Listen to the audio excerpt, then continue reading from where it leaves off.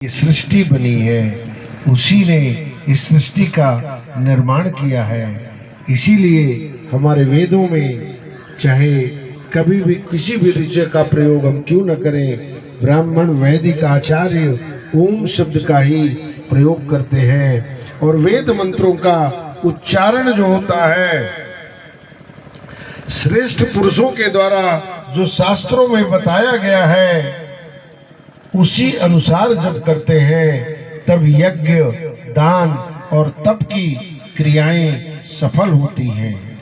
और तत्व जो है परमात्मा का ही है, सब है।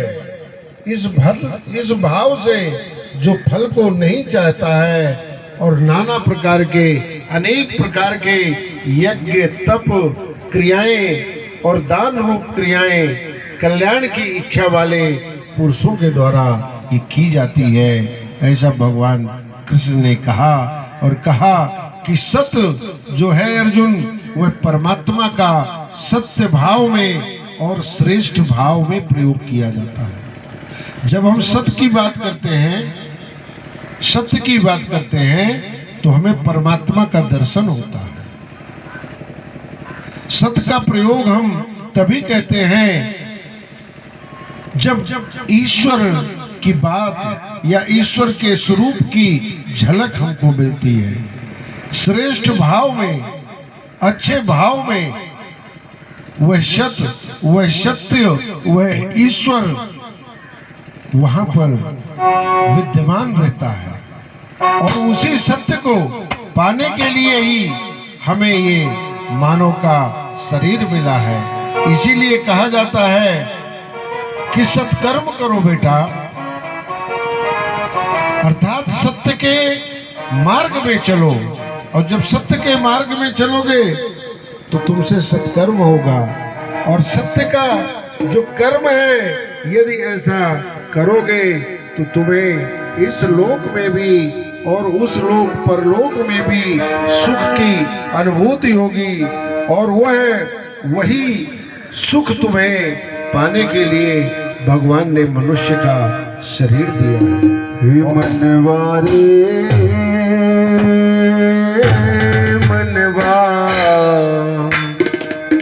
जीवन है संग्राम। मनवारे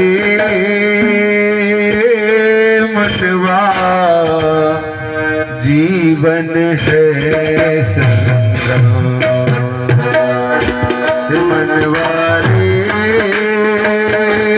मनवा जीवन है संग्राम। भजले राम राम राम, भजले राम राम राम, भजले राम राम राम, भजले राम राम राम। मनवारे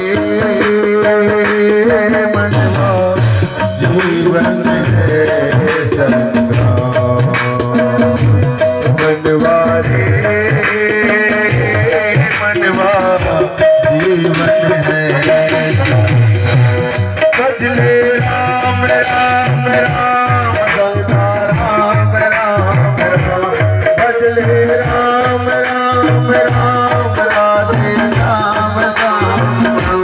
मनवारे मनवा जीवन है